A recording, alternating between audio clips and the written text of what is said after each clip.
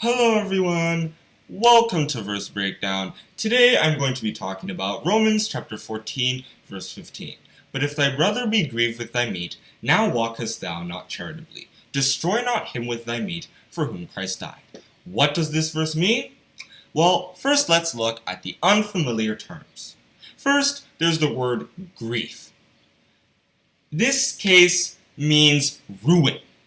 Job was completely ruined before he was grieving. He had lost everything, so he felt really sad. Jeremiah grieved for Israel in Lamentations because of how it had been utterly eliminated by God. Everything destroyed. And meat, on the other hand, refers to something that drives you. Whether it's that doctorate you want, or to set up a business. Jesus too had this kind of meat. My meat is to do the will of him that sent me, and to finish his work. John chapter 4, verse 34. And now that these two terms are out of the way, let's go into the actual verse. What does it mean? Well, 1 Corinthians chapter 8, verses 10 to 11 describes a scenario where a Christian goes into an idol's temple to eat, not because he wants to worship idols, but because to him it's just an ordinary restaurant, because he doesn't believe in any of the stuff that goes on there. But someone watching him might think, oh, Christians can go into idols' temples. Great, I can serve idols now.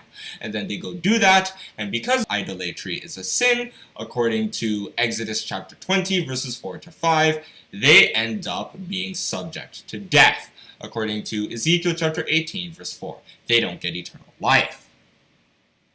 And false prophets do this too, intentionally. They know the truth, but they choose to teach their congregations lies so they can get more money and they can get more followers. For the leaders of this people cause them to err, and they that are led of them are destroyed. Isaiah chapter 9, verse 16. The people follow their advice, and then they don't get eternal life, so they have to stay dead forever once they go to the grave. And therefore, we don't want to end up in that situation. We want to be the light of the world, according to Matthew chapter 5, verses 14 and 16. We want to guide people to the faith. We don't want to do anything that even looks like sin, even if it's not that bad, so that we don't take anyone away from Jesus' sacrifice. Remember, for even the Son of Man came not to be ministered unto, but to minister, and to give his life a ransom for many. Mark chapter 10, verse 45. That many isn't limited. It is everyone. So we have to make sure that everyone gets the chance. We cannot live a life that will cause some people to sin and then go away. Think of it like an electric company. When an electric company sets up shop in a town, all the landlords and homeowners get to decide whether they want electricity.